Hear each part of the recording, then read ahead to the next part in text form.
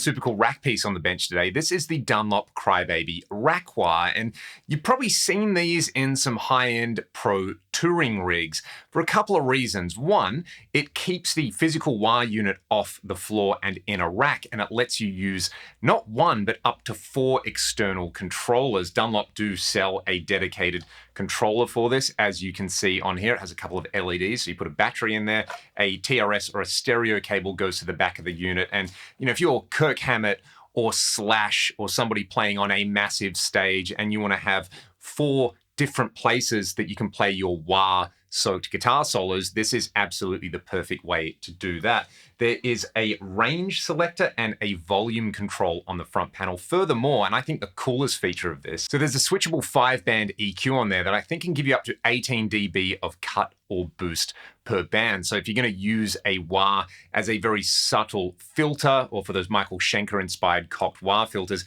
you can take that to the next level by using the EQ. I know John Petrucci used the EQ section in this and actually has that EQ built into his signature Crybabies. So I'm going to be making a lot of really, really bad wah faces on this video. We'll try it with a clean sound. We'll try it with my big, fat, dirty sound. And we'll try it with like a Hendrixy Trower kind of vibe as well.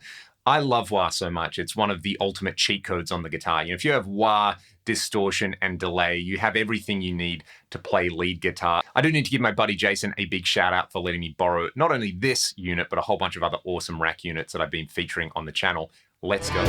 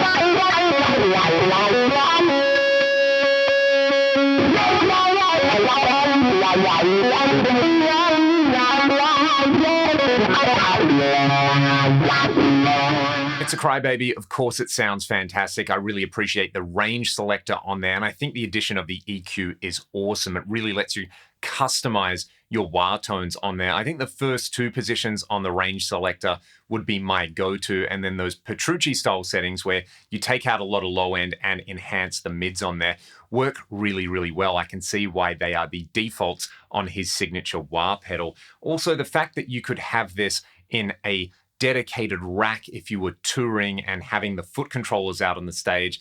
One, it's super convenient because obviously you can have those moments of glory in different places on the stage.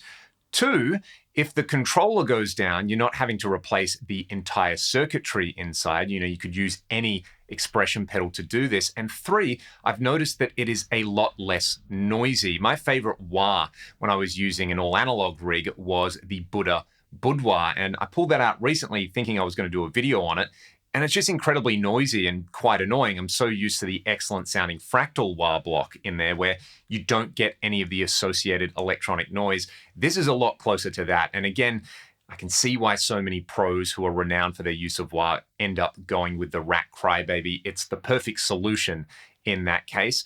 You probably don't need one of these. You know, you could go out and get the Petrucci signature wah and get the EQ section and all the other great modes in there. Or you could just grab like a regular Vox or a Crybaby and, you know, use wah every now and then, or do the Michael Schenker trick where you just park the wah in a particular position. There's so many great uses for wah, and I can understand why people get tired of the effect on there.